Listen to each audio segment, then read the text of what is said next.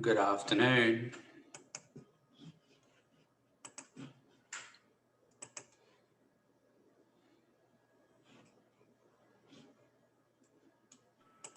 Good afternoon. Hello.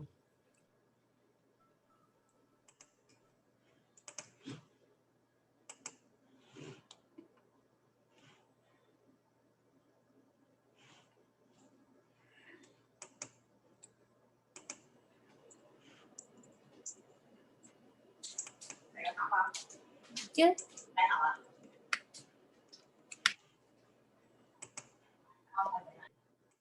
Good afternoon, Professor.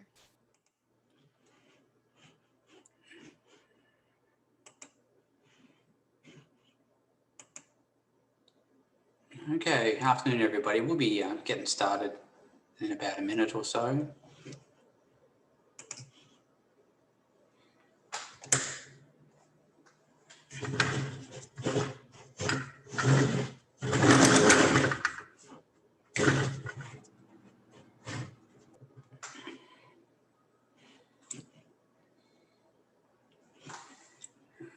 Okay.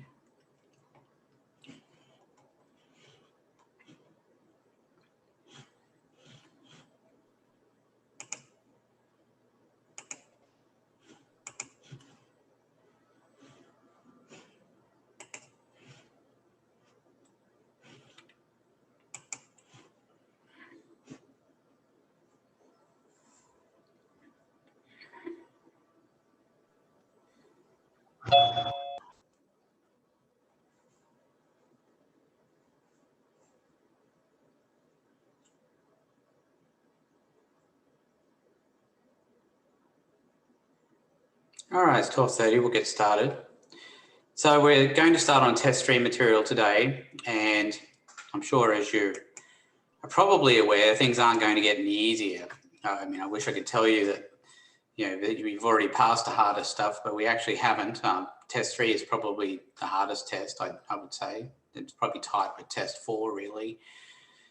So you'll see that if you look at the final, for example, that most of the final is actually mostly test 3 and test 4 material. And the reason for that is because that seems to be what people tend to have the most trouble with. So I look upon the final as being redemption. And I did have one person told me at one point, they said, "Oh, is that so we can fail it twice?" Well, no, it's a matter of redemption.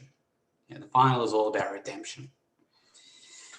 All right, let's take a look at what we're going to be looking at first, and that's the naming of alcohols and ethers. Now, the thing with test 3 is that 95% of the test is the test you take, but 5% is actually naming. And the naming is something that you'll do on my courses as a quiz. And it's due 11:59 p.m. on the night before the test. So make sure that you get that done.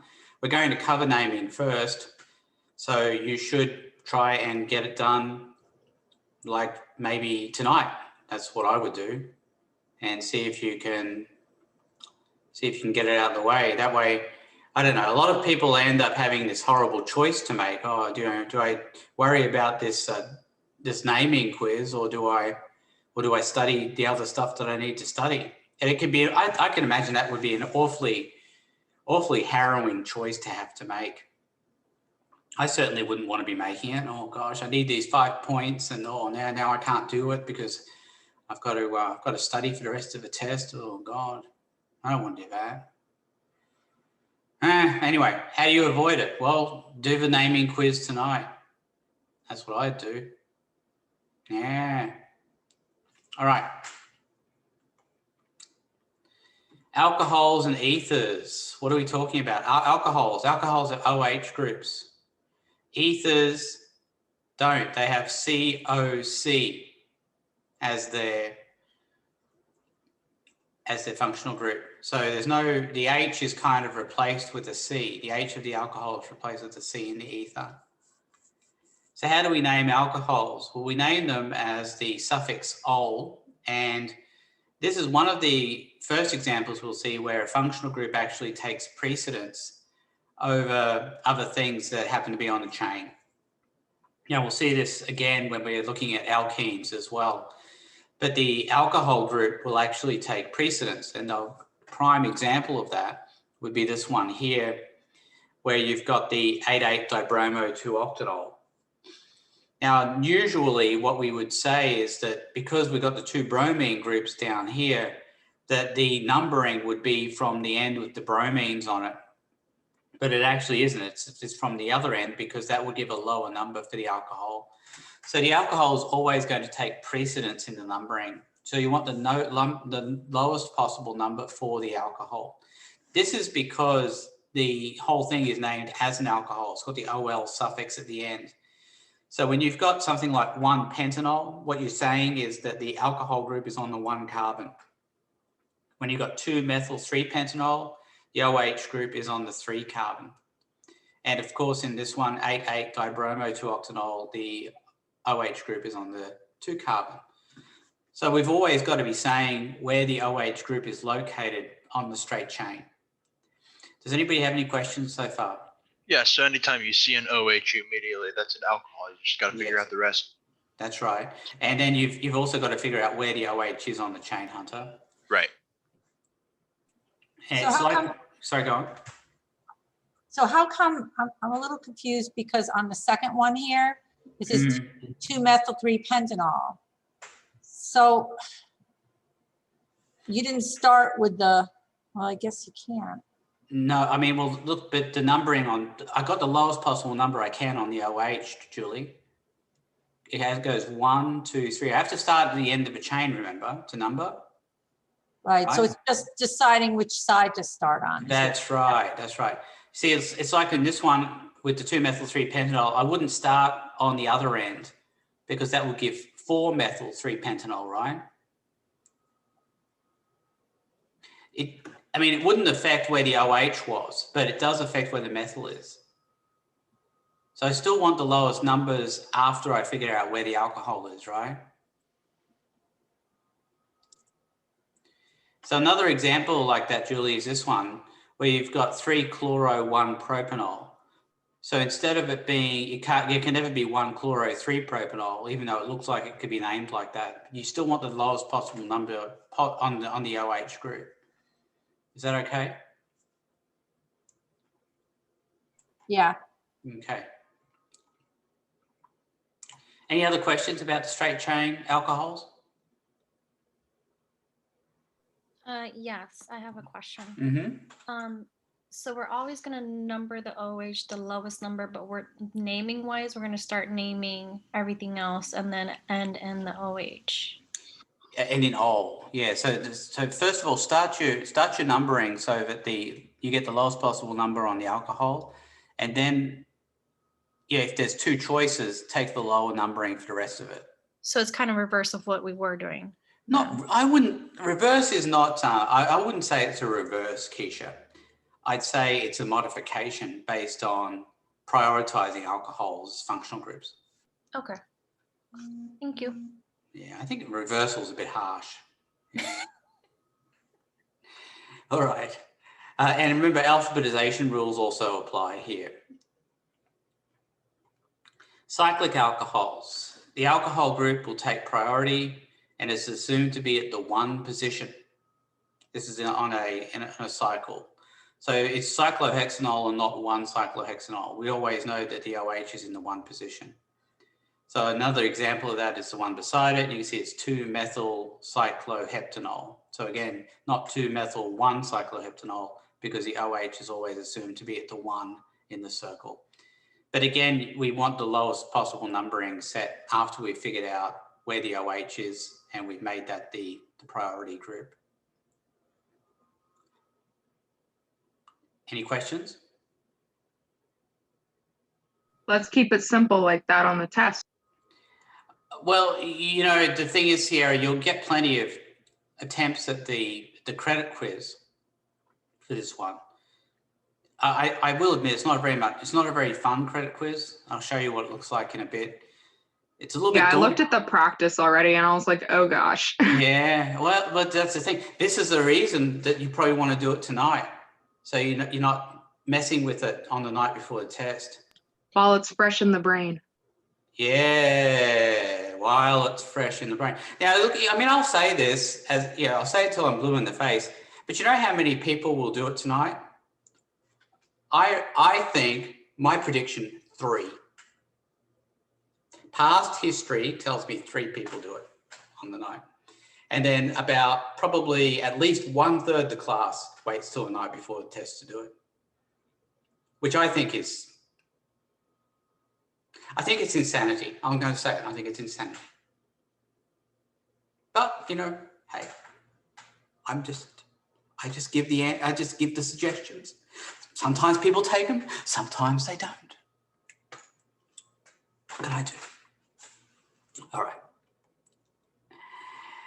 Naming ethers. So there is a UPAC naming for it, but we don't usually focus on that. I don't think it's a very good way to name things, and most people don't name ethers that way anyway. At least not simple ethers, as we're dealing with here. So usually what happens is if you've got an ether, you'll know it's an ether because there's no OH on it for a start. It's just the O and it's got 2 C's connected to it. So this one is, the ether is kind of like the oxygen part. So think of that. Think of the O as being the ether part. And then you've got whatever's joined onto each side of the O. So this one here is called diethyl ether because there's 2 ethyl groups connected to the O. And then you've got methyl, this would be methyl ethyl ether because there's a methyl group on one side and an ethyl group on the other. And the alphabetization really doesn't matter here because it's not actually UPAC naming. So it's something that you could do it either way. But, you know, generally speaking, that would be called methyl ethyl ether. I mean, that's what I'd call it, even though it doesn't follow alphabetization rules.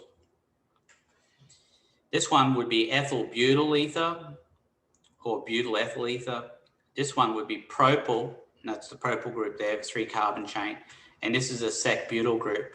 So it might not be a bad idea to, remember this is open book, right? This test is open book. So you can have your side chain chart next to you so you know what the side chains look like.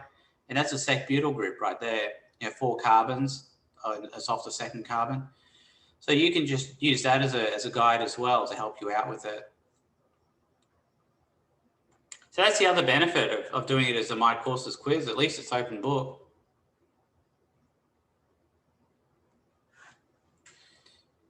The other functional group we're going to deal with is a special kind of ether. It's a cyclic ether that's got the O in a 3-membered ring, and it's called an epoxide, also called an oxyrane as well.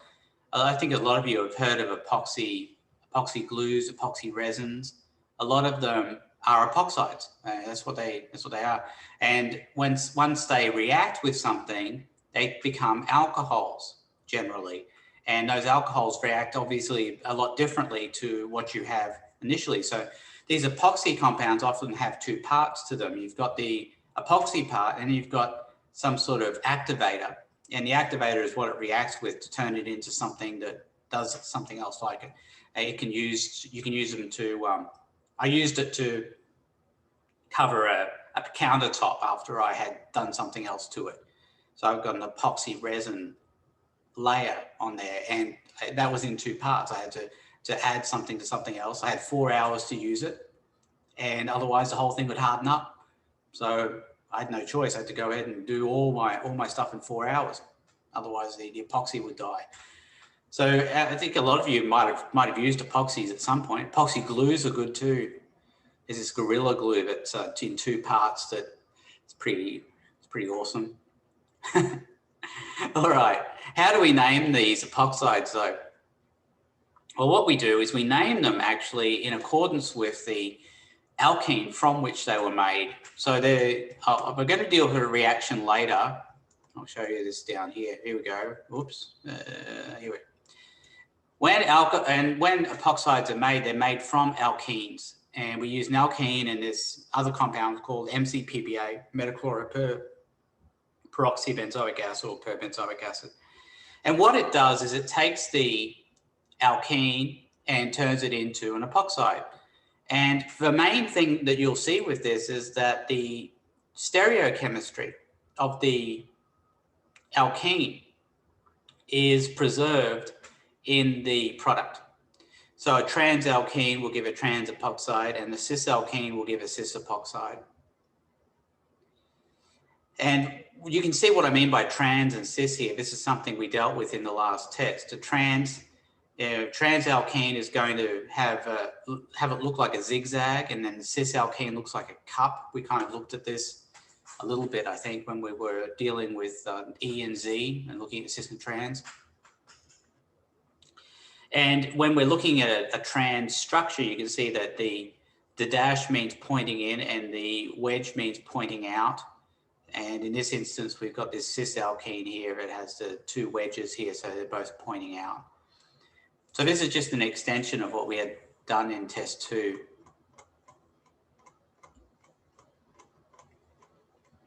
All right, so let's see how we apply that to the naming of epoxides.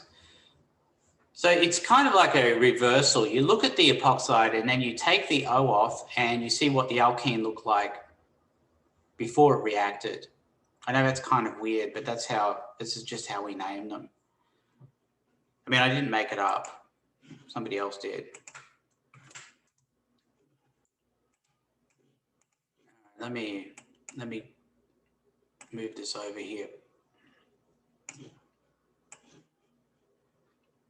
Okay.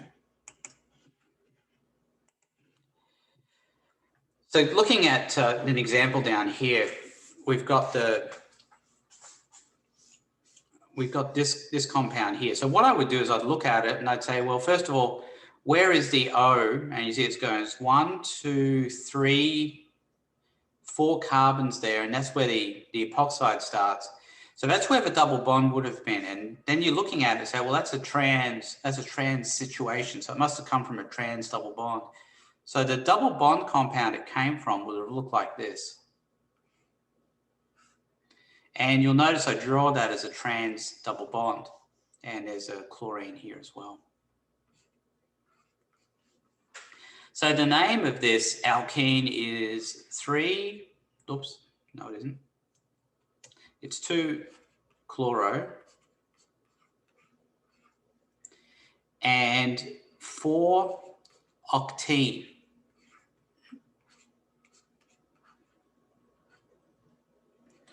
And the other thing I have to do is add in the stereochemistry as trans.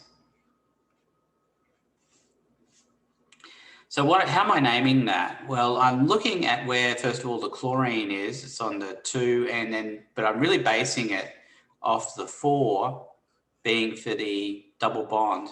And the double bond here is what is causing the ene part of the name. So alkenes have the suffix "ene" as well. Because of the double bond. Because of the double bond, that's right. So all double bonds, well, in this kind of format where we have this kind of straight chain thing, where you have a double bond, that's always going to have a suffix of "ene." That's right. And you put the 4 there to say where the double bond starts in the chain. Right. So now we can go back and name our epoxide, and it's going to be trans 2-chloro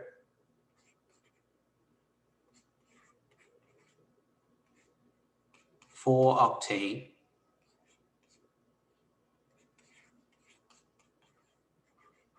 and then the word oxide. And the oxide part is the epoxide. The O on the double bond, or where's the O replacing the double bond location. So that's how we're naming them. Does anybody have any questions?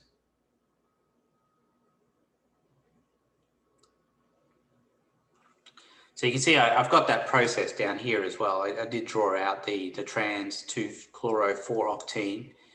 Now you'll notice that this is 5-chloro 2-hexene, and the lowest number is on the alkene, just like it is on the alcohol when we do the naming there. Now look at the difference in the shape here. You can see that the trans looks like a zigzag and the cis looks more like a cup. That's kind of like the way I like to think of it. Does anybody have any questions? Yes, so you can, on the trans octane there, on the top one, you can think of that double bond on the bottom kind of angling upwards towards the oxygen instead of. Well, I would, carbon. no, actually, I'd go a little bit further than that, Hunter. I'd say you're taking the oxygen off completely, putting a double bond there so you can name it. Oh, sorry, I was looking at the left hand thing with the epoxide group. Okay, yeah. So instead of if you had originally the double bond between the carbons, the oxygen comes in there and shifts that extra bond to it and the other carbon. Yes, you can say that. That's what happens when the reaction occurs. Okay. All right, any other questions about these epoxides here? Okay, so let's take a look at the fun naming quiz here. People always get nervous when I talk about fun quizzes because then they think, well, maybe this isn't as fun as he says it is.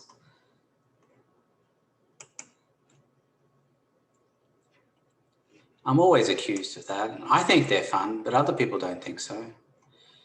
Now, when you're looking at this quiz, there's certain rules that I have for it. And those rules they're really more designed for me than you, but you still have to follow them. So ensure the names are properly formatted. Each question is all or nothing. For group prefixes, use T, not tert. Do not use N for N-propyl or N for N-butyl. When naming ethers, use the naming system, but use alphabetical order. You see, that's generally, we don't worry about alphabetical order so much with the ethers, but I didn't want to type in all the different possibilities for names, so I've shortened that out to alphabetical order. And ignore the prefix cyclo when figuring out the alphabetical order for cyclic substituent groups. And name epoxides as oxides. That's what we've been doing here.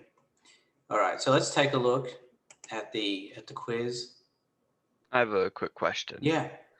So for a cyclic oxide or any oxide, I guess, and it says octene, is there a space between like the octene and the oxide, or is it octene oxide? No, there's a space there. Okay, thank you. Yeah. I think that's the only instance. Well, no, when we're naming ethers, there's, that like butyl ethyl ether, there's a space between the ethyl and the ether as well. So that would be the idea here. So for this one, for example, the OH is on the second carbon. I would number it from that end. I would call this, let's see, 1, 2, 3, 4. I'd call this 2,4-dinitro 2, 1, 2, 3, 4, 5. So 1, 2, 3, 4, 5, 6 hexanol. I'll write that down. 2,4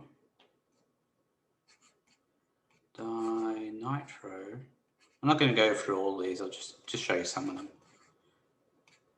Then 2 hexanol. Notice I have to put where the OH is in a chain, right?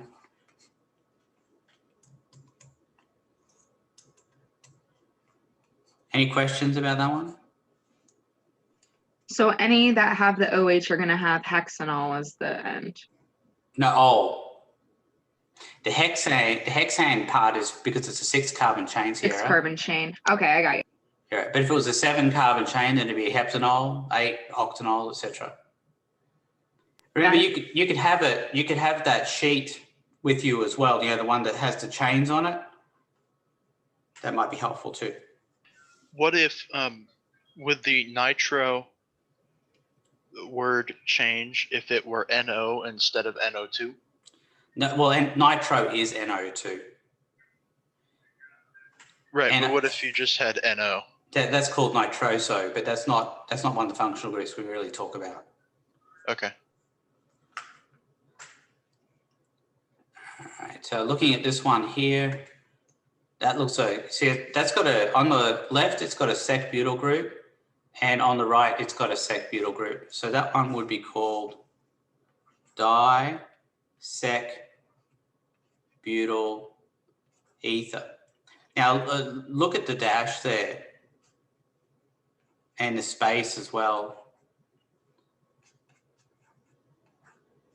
And you might be wondering, well, how do I know there's a dash there? Well, if there's a dash here, then there has to be a dash here as well. So if there's a dash after the sec, it means there's going to be a dash before the sec and in between the di as well.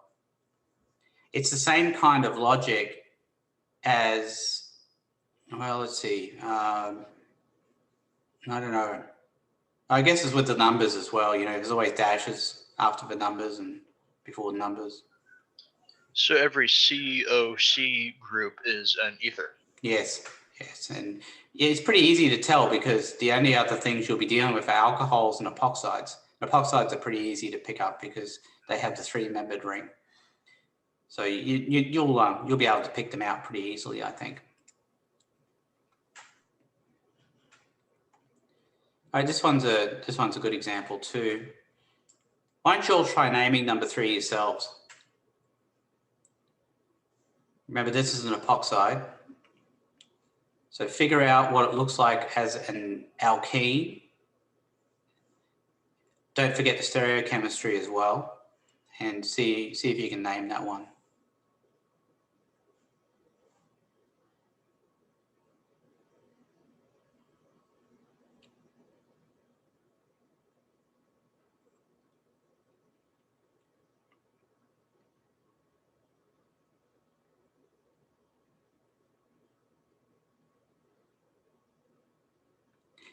I must admit, with this one, I have been a little tricky, haven't I?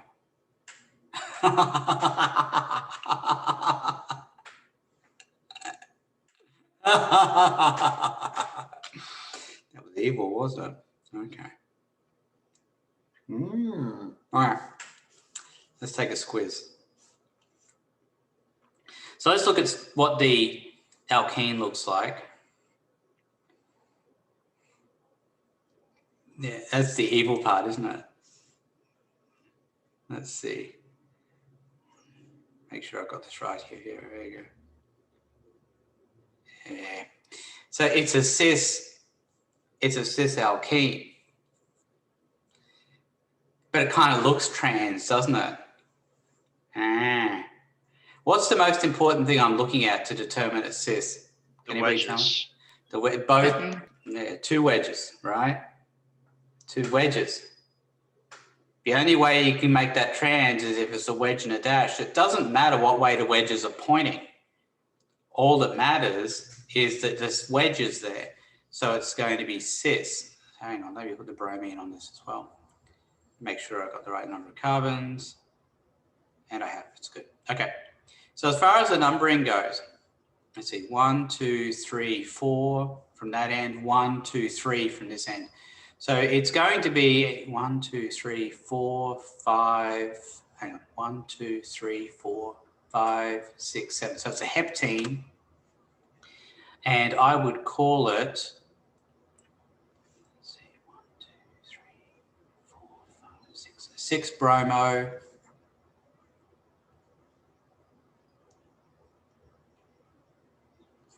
Why would you number it from that end versus the other end? Don't you want the bromine to be on the lowest? No, number? I want the alkene to have the lowest number.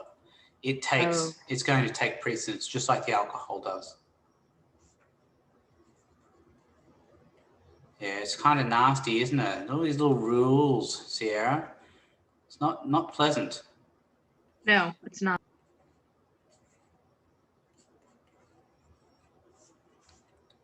And this is going to be cis. So cis, 6 bromo, 3 heptene, and then we throw on oxide at the end to name the actual epoxide. Anybody have any questions?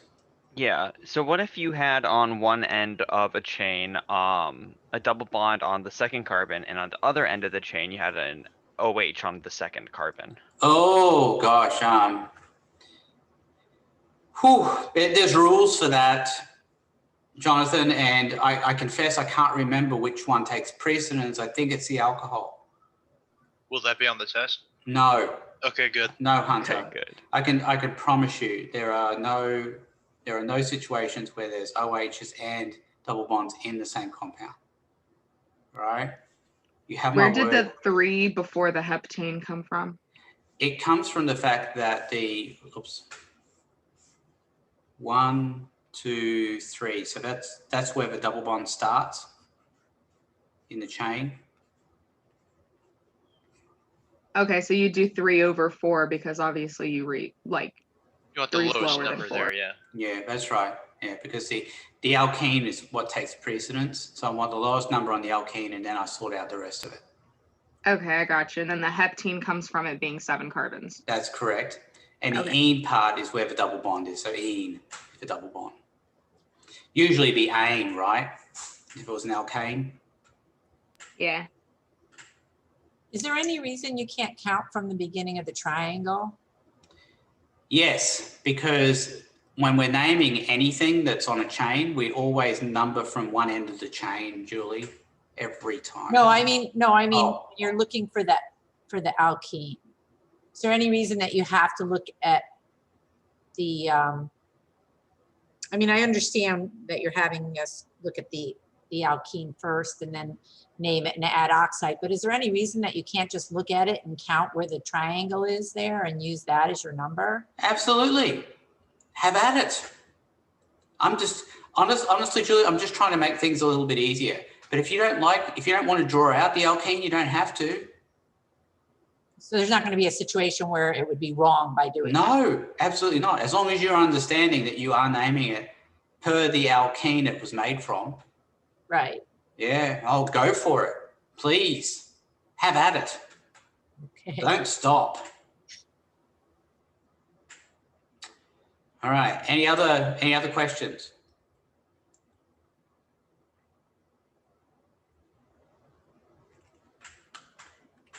Okay. So you can see that they're all pretty much like that. Now, one thing you'll see, and I know I'll get some flack for this. Oh, we've never seen this functional group before. Well, you get to learn it because I include these on purpose in the practice so that you can learn what that functional group is. And that functional group, when it's on a chain,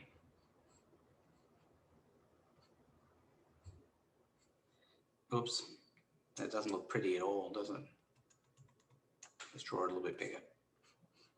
There we go. This 6-membered ring with the 3 double bonds in it. It's called a benzene ring, but the functional group is called phenyl.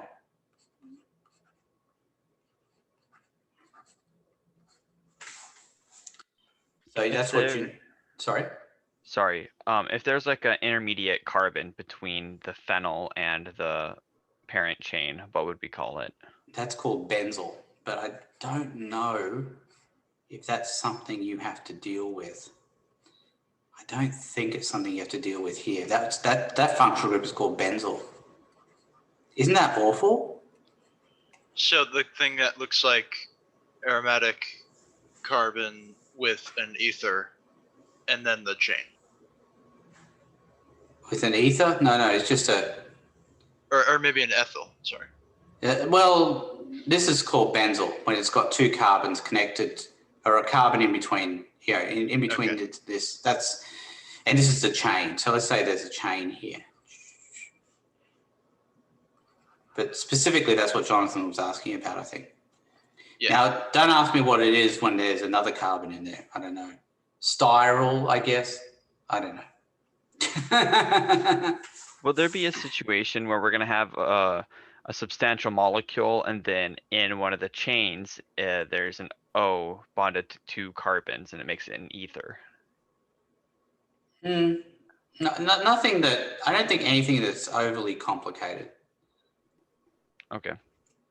Like you might get something like this.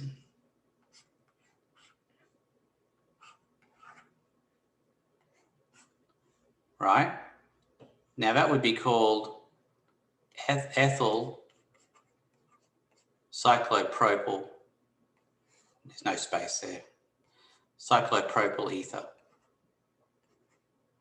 So it's a cyclopropane or a cyclopropyl group when it's a group. Yeah, those ones I understand, but like if one of those sides had the molecule in question 7, I'd be really lost. Yeah, that'd be pretty nasty. You generally though, the ether questions I ask have fairly simple side chains on each side. So you should be able to use a side chain chart to help you with that. Okay, cool. Now you'll notice I ignored the cyclo here. It's just going by the E and the P for this one. So as you can see, there's some pretty nasty ones in here, but you know, same rules apply. Yeah, there you go. All sorts of fun. All right, I think you need 80% on the practice before you get to the credit. And then, let me see, I don't know how many attempts you get at the credit. It's a fair number though. Let me see.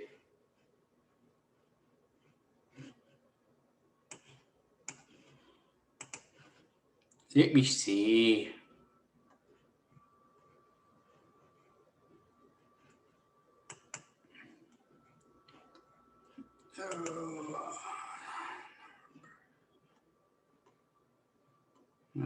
Does it say here? Here we go, 5. So you get 5 attempts. I'll be honest with you, it's pretty rare that anybody uses 5 attempts. People get frustrated with it. They say, oh, all right, I'm going to get what I'm going to get, and that's it. Oh, geez. Well, I don't know. We'll see. Is it timed like 50 minutes? Is it timed? It is timed. Let me see. There's 20 questions on it.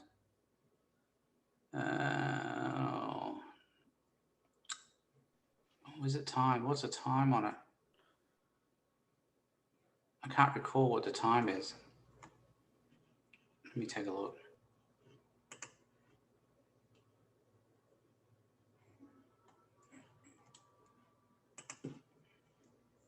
I mean, you can find out when you started, obviously. Just looking to see what the time is. There you go. Yeah, 50 minutes. Okay, thank you. Okay. All right, any other questions? You probably said 50 minutes somewhere, I just didn't see it. Yeah. Okay. Any other questions about this? All right, so I'll say it again. Do it early. Get the naming quiz done. Get it out of the way. Get it off your plate. Make it so you don't have to worry about it on the night before the test. That is the worst. I tell you, I can't even begin to imagine what that must feel like, knowing you had to do that and not being able. It must be really frustrating knowing you can't study because you've got to do this naming quiz that you could have done weeks ago, and you're sitting there thinking, why didn't I do this weeks ago? Put yourself in a time machine. There you go. All right.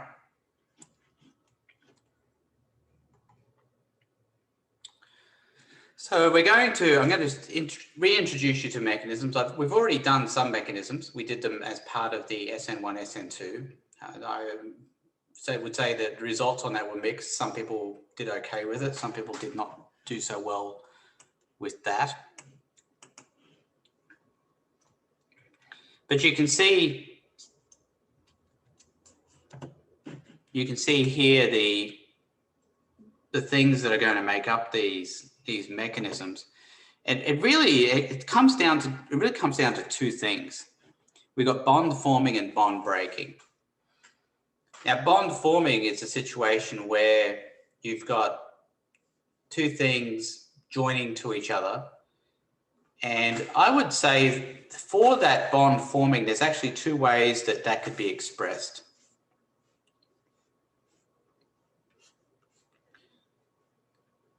All right, let me get rid of that superfluous thing there. Now, since it's about electron flow, that's why I put a negative on the X. So generally the X has some kind of electrons to help out here. But this is a bond forming process. So there's this way, or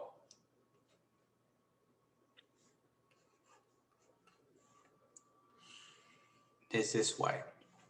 So both of these mean the same thing. They lead to a bond between the X and the Y. And the bond is 2 electrons. That's what it represents. Now you might be looking at this top one and saying, well, where's the arrow going? Well, it's going to the space between the X and the Y. Why is that? Well, that's where the electrons are. So you can go sort of do it either way, and I'm okay with that. The top one would happen because the Y is kind of floating closer to the X because in the negative positive charge. Yeah, well, yes. Yeah, but it has to be next to the X in order for this to happen. Right. Yeah.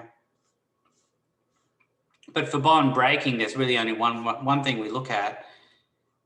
And it's going to be always the electron's going towards whatever wants the negative charge. But that's what that arrow is representing. And you'll notice where the tail comes from. The tail comes from the bond, in the middle of the bond here. It doesn't come from any of the atoms, because that's where the electrons are. So this is always about electron movement.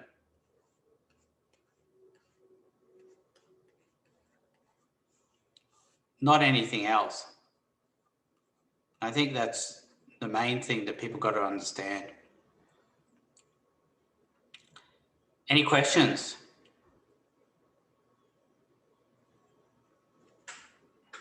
So you can see there below where I've got the bond forming and bond breaking, I've got these other 2 cases, which are really just combinations of the bond forming and bond breaking processes that I've mentioned up here. We've got the double bond forming, where the electrons are coming from something that's attached to something that's going to make a double bond. And then you've got the double bond breaking, where you're actually using electrons from the double bond to form a new bond with something else. So we'll see examples of those when we're going through these mechanisms as well. But these are really just combinations of this bond forming and bond breaking process that I've discussed up here. Does anybody have any questions? So what you'll see is, certainly for a lot of these earlier ones, I'm going to be really getting in deep to what's going on in the mechanisms. And towards the end of this lecture, I'll show you some of the resources that you have to practice the mechanisms, because understanding this work is really going to hinge on your understanding of the mechanisms. How your ability to draw the arrows. Now, what's going to happen is a lot of you won't want to work with the mechanisms. You'll try and memorize the products rather than trying to understand how they form. You'll do this because you think it's too hard to do using the mechanisms.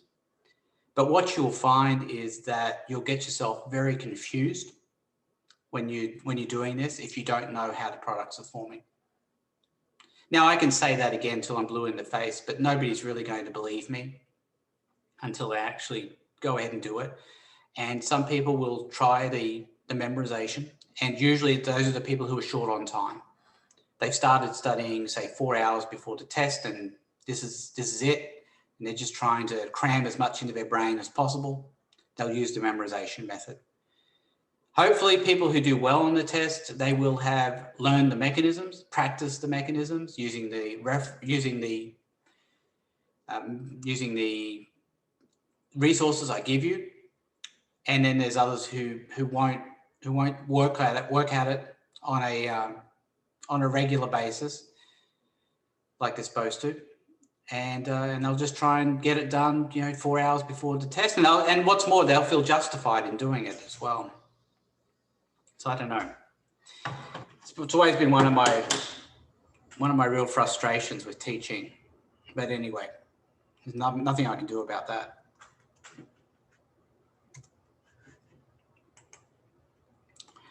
Rant over. Okay, let's take a look at synthesis of alcohol. So I'm going to show you just a couple of methods for making alcohols, and then a lot of the other things we're doing will be reactions of alcohols. So these are things that we can use to actually form alcohols. The first one is one we've actually looked at earlier, and that is the formation of alcohols from alkyl halides. And this is using like an SN2 kind of arrangement. So just pointing out exactly what's going on here, looking at that mechanism. I mean, I've got the mechanism there, but sometimes I think it's helpful to actually see the mechanism performed. Oops. So we've got our NaOH, which is going to be a source of OH minus. And you'll notice I have an arrow here between the O and to the C where it's going to join on. And then we have a bond breaking here onto the bromine. So the story of the top arrow, it's a beautiful story. It's a story of love. It's a story of the O being attracted to this C because it's got a partial positive charge on it. So if you look at the CBr and we focus on the partial positives and partial negatives, that's what it looks like. That's why the OH minus is attracted there in the first place, but it's beautiful. That forms a bond, a beautiful bond between the OH and the C. And then we've got another story here. This is a story of breaking apart, heartbreak, where the bond between the C and the Br breaks and the Br comes off as a Br negative. That one's a bit sad. But you know, that's what often happens in reactions. We have happy events and sometimes we have sad events as well. Anybody got any questions?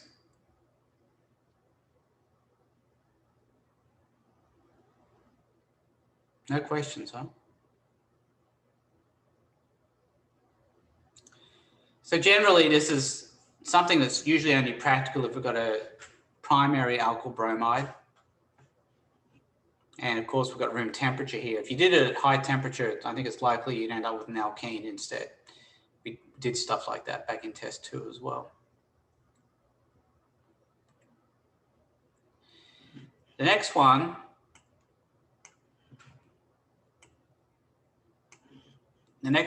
involves a process called reduction. I'm going to talk about oxidation and reduction in a minute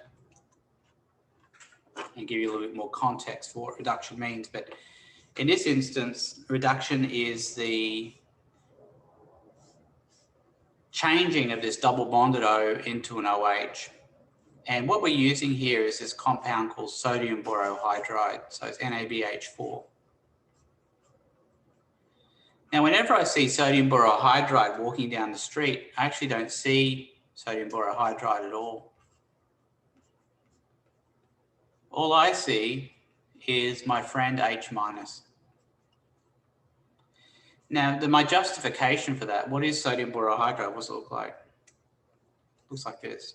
So you've got the Na plus, then you've got these 4 hydrogens connected to this boron group.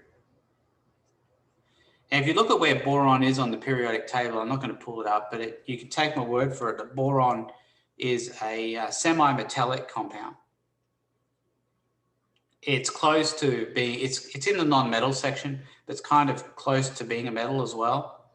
What that means is it's actually less electronegative than hydrogen is. So that's kind of like a delta plus on the B, and the H is then a delta minus. It's right above aluminum in the periodic table, if you look at it.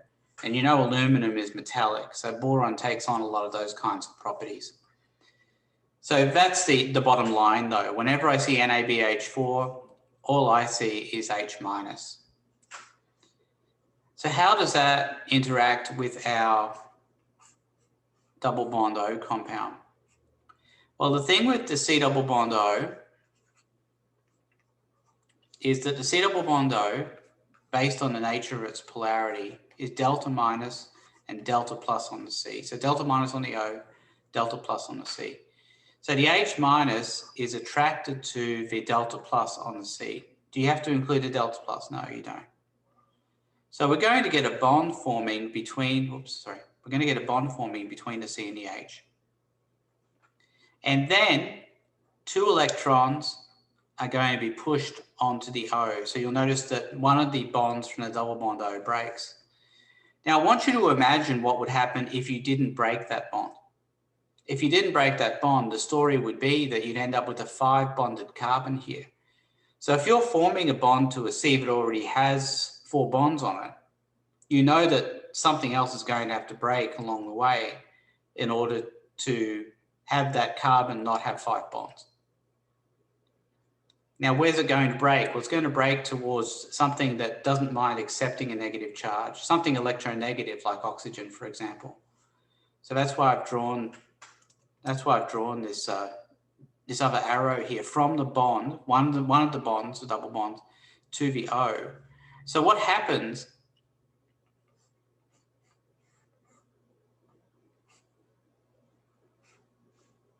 I'm not drawing in the C this time, but what happens is that we've got our new bond between the C and the H. Now I'm going to circle this H. This is the H that was already connected to the C. This is the new H here, which I'm going to put an arrow to point at. So you can see the new bond between the H we've added as H minus, and then you can also see what happened when one of the double bonds broke and went on to the O, and it became O negative.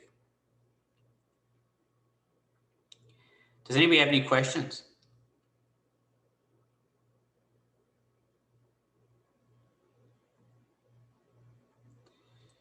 All right, so you'll notice here though, and look at the way that the reaction is set up. We've got 1 NABH4 and 2 H+.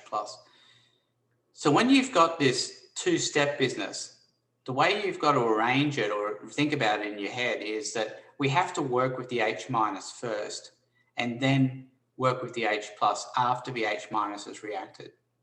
We can't work with them both together, because if you did, you'd have H plus and H minus and you get hydrogen gas, which would likely explode. So we have to have these in separate steps, and that's what these 1 and 2, what this 1 and 2 business means. Now, sometimes I'm going to show you reactions where you don't have the 1 and the 2. In that instance, it's kind of your choice as to, well, you'll have choices about what you want to use to react. I'll show you examples of those later, but this is an example where it's 1, 2. You have to have them in separate steps. So we use the H minus first, and then we can have the H plus. And again, look at the arrow. It comes from the negative charge on the O, goes towards the H. And what we're saying there is we're using electrons off the O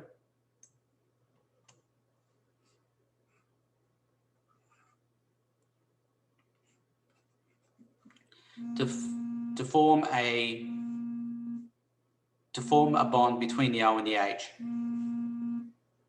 Now you'll notice that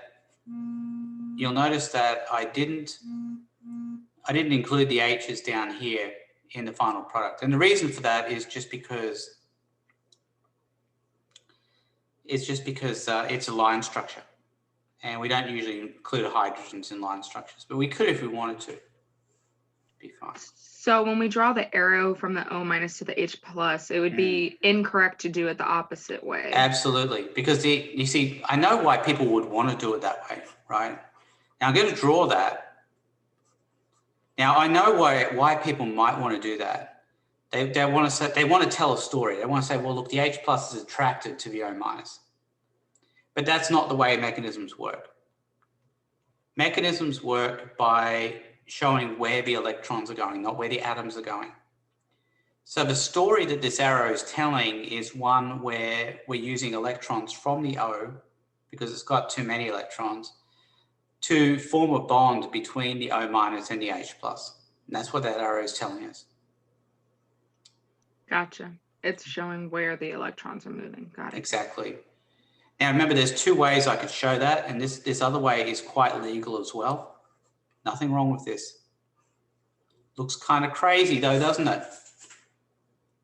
Yeah, I could do that if I wanted to. What story am I saying there? Well, same thing. The electrons are coming off the O, and we're forming a bond between the O and the H+. But it's a recognition of where the electrons are going to be. It's going to be in between the two, not actually on the element itself. But I could sort of go either way with how you want to express that. Does anybody have any questions?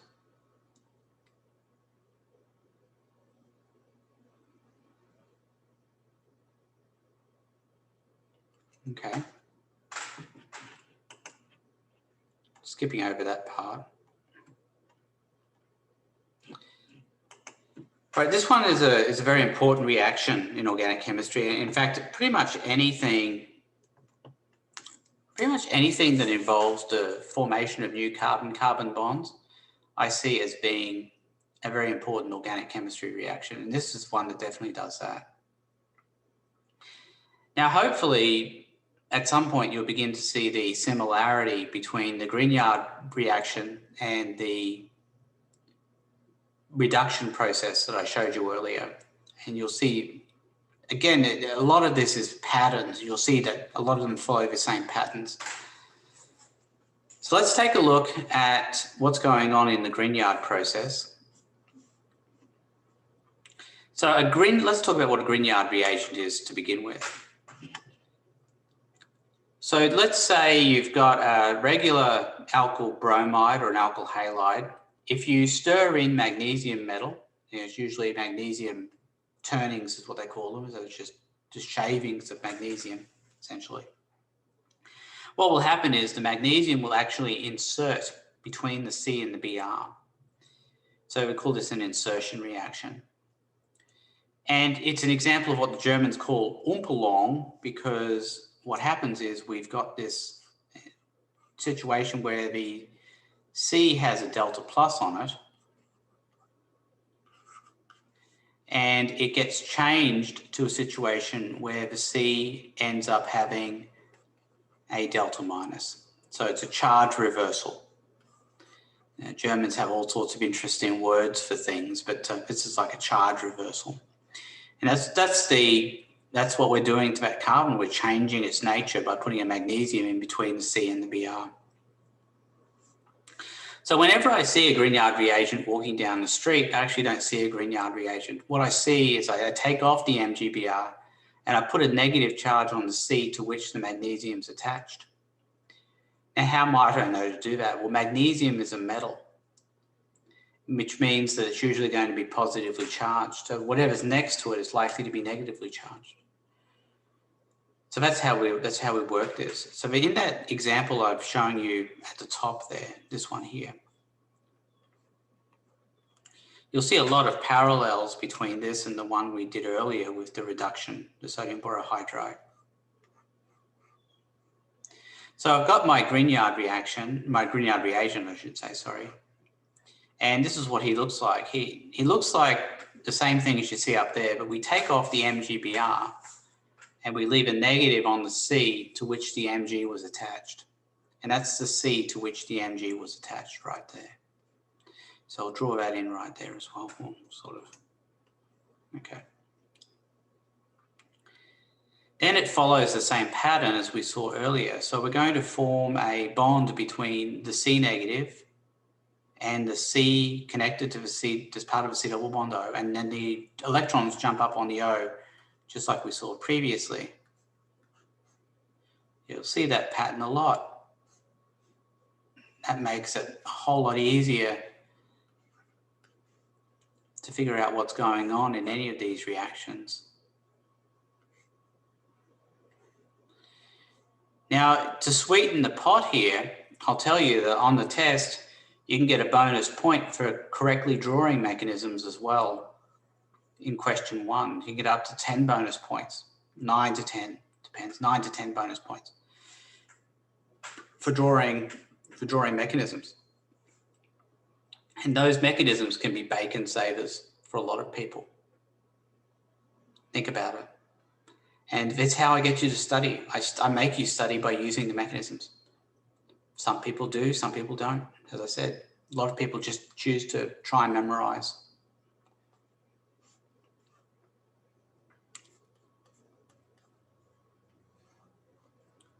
So then in the second step, we've got our OH being formed here.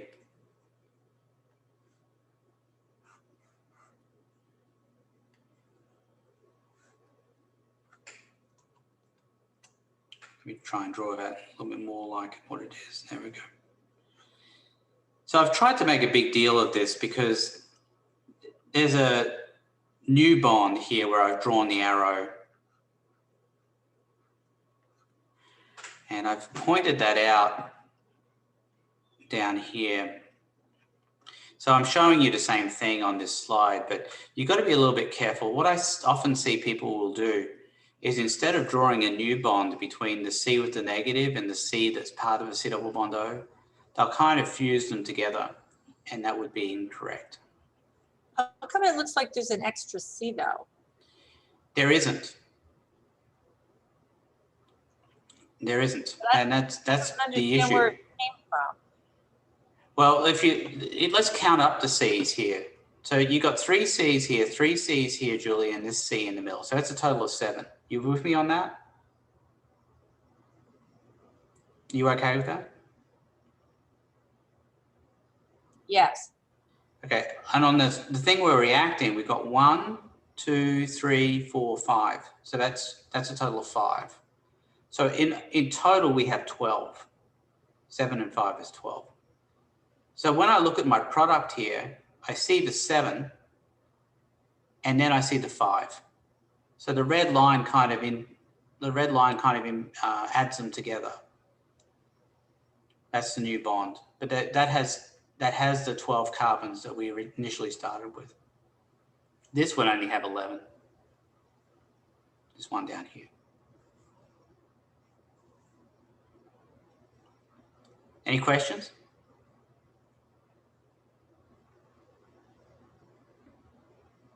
Okay.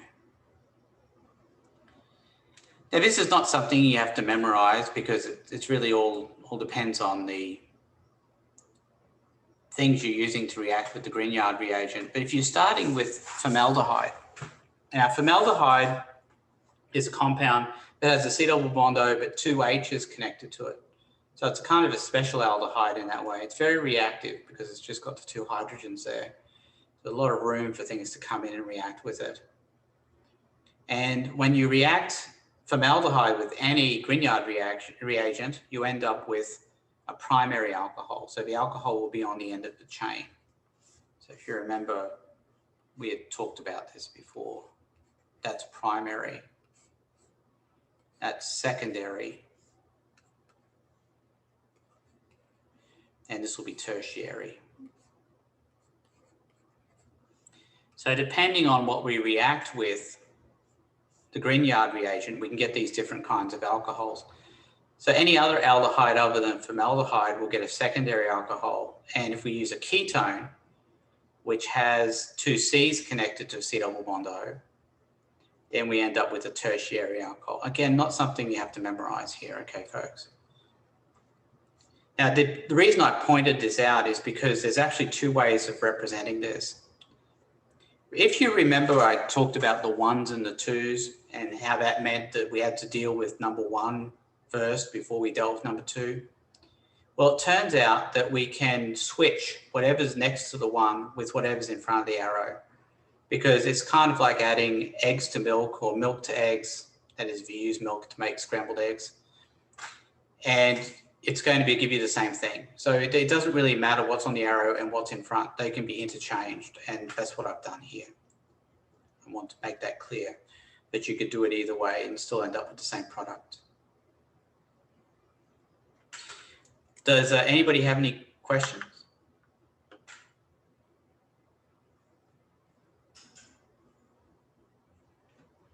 Okay. All right, before we move on to the next one, I think what I want to do is show you the resources we have for doing these reactions. I think an ideal starting point is going to be for you. I do have the reaction summaries here. This goes through all different reactions that we're going to do. Then we've got there's some naming problems here as well. I've forgotten to tell you about those, but that's a resource for you to practice the naming first if you want. There you go. 20 examples there. And then these representative problems. This is what I recommend you do. Now this is what page is this? Page 11. Right, so this is page 11 of the blue book, or problems test 3, the file that's here in the test 3 folder at the top. All right, so this problems test 3 here. That's where you'll find these examples. Or if you've bought a hard copy of the blue book, you'll find it in the test 3 section of the blue book. So page 11. So you start there. So what do I do with that? Well, what I do is I show you an example, and then your mission is to apply that mechanism to these other similar compounds. Just do exactly the same thing. Practice it that way. And you might be, well, what do you check them against? How do you know you're right? Well, let me show you something here. In the test 3 folder, again, there's this file called Mechanisms for Test 3 Problems.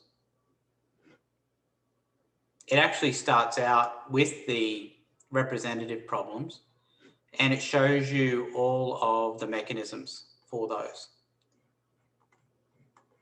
It goes through every single one of them.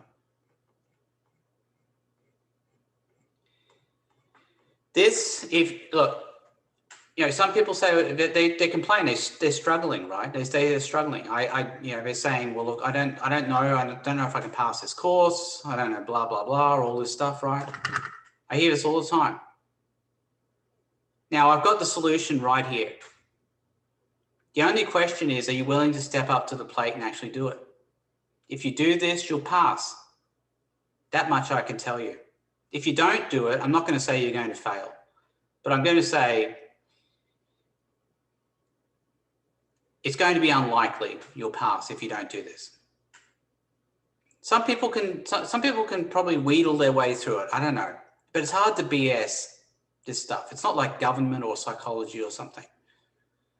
You know, I'm really picky about where the arrows are going, what the arrows look like, and everything else. You know, it's either right or wrong. So, you know, this is how it's going to have to be. So it's going to be up to you. But that's how you can check yourself. You can see that I've got this for every single reaction that we go through. And that's your mission, to do the mechanisms for all of them. And then when you're done with that, you've gotten through all those. I've got these assorted problems, which are just random. They're all the same kinds of things, but they're all random. And there's what? 60 of those. 60. And those are also in the same file. They're at the end here.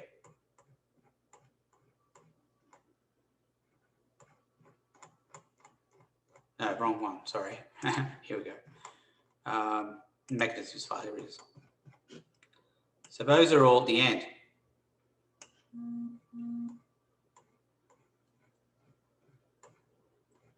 They're all there. Every last one of them.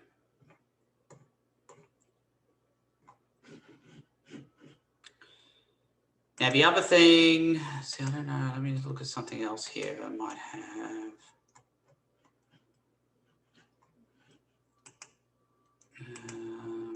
Open up another My Courses here.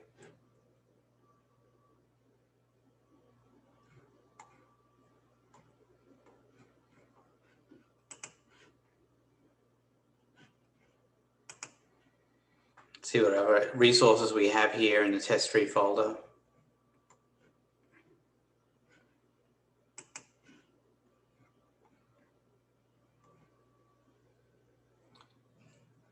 No, I guess that's it. And then you've got, of course, you've got all the videos. And then there's another retrosynthesis thing here that we're going to go through as well. And then, of course, you've got the old tests as well. But memorizing the old tests is not going to be incredibly useful. Some people will tell you that that's how they're going to study. But, you know, I'm going to tell you it's a wrong path. The right path is doing the examples in the blue book and in the problems test 3. If you do that, you'll be okay. If you don't do it, you know, you're on your own. It's going to be up to you how you do. All right. Does anybody have any questions?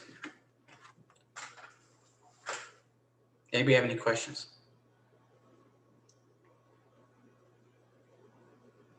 Yeah, we'll be going over more of these reaction or mechanism stuff Wednesday, right? Yep. It's going to be the same story. We're going to keep cruising. We're going to keep doing these mechanisms. And hopefully you'll begin to see the patterns. But the only way that you can study this is to put pen to paper and do the mechanisms. You can't study them by just looking at them. It's a doing exercise. I can guarantee it. Remember, I've been doing this for a long time. I've seen a lot. So I know what works and what doesn't work. Does anybody have any other questions?